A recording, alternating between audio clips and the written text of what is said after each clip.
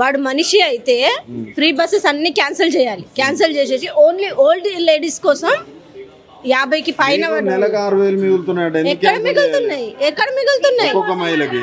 Hospitals లలో ఎన్ని పోతున్నాయి? అదేదో ఫ్రీ హాస్పిటల్ చేయమనండి.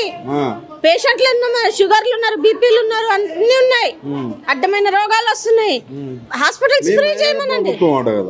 మీ మహిళల ప్రభుత్వం అదేం లేదు. అన్ని మహిళల మీద ఓన్లీ అపోహ అంటారు కదా, అవే ఉన్నాయి. మొత్తం దొబ్బి తినేది రేవంత్ రెడ్డి.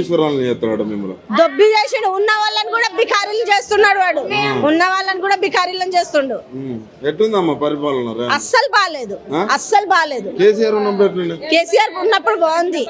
ఆయన ఉన్నప్పుడు బియ్యం గాని రేషన్ కానీ ఏవి ఎక్కువ రేట్లేం లేవు, మీడియంలో ఉన్నాయి. వీడు ఇక్కడ గ్యాస్ బంద్ చేసిండు, మళ్ళీ అక్కడ రేటు పెంచేసిండు.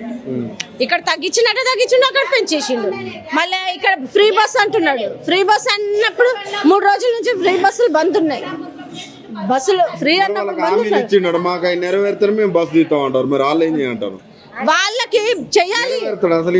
వీడు చెయ్యడు. వీడేమి చేయడు.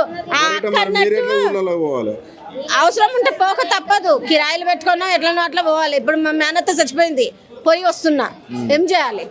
తప్పదు కదా. అక్క అన్నట్టుగానే ఇవన్నీ క్యాన్సిల్ చేసేయాలి. ఏ వద్దు అన్ని తీసి బొందలు కొట్టాలి.